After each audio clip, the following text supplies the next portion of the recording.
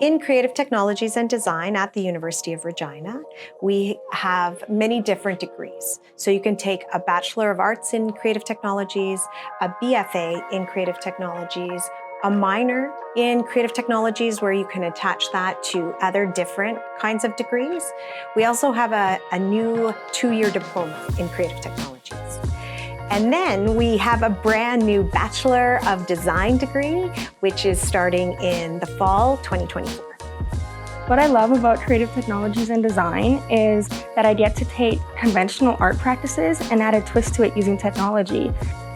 Every student has a different path and different experience with CTech. Mine is more so about creative coding and building interactive installations. Students should enroll in Creative Technologies and Design for a number of reasons. This program sets you apart from other students who are in maybe more conventional or traditional disciplinary programs. Creative Technologies and Design really encourages collaboration, experimentation, play, and thinking outside the box.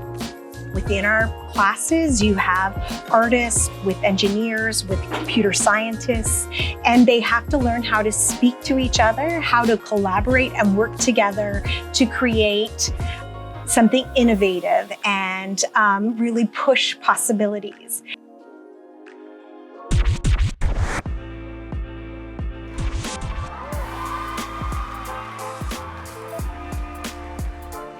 It's about play. It's about innovation. It's about creative problem solving. It's really an exciting area that allows for lots of possibilities. It's a really important part of Creative Technologies and Design to think about real-world application. So whether it's about mental health or finding places of home here if you're not necessarily from here, or just engaging in conversations about the ethics of technologies and augmented reality and digital space. That's really an exciting part of the programs that we offer.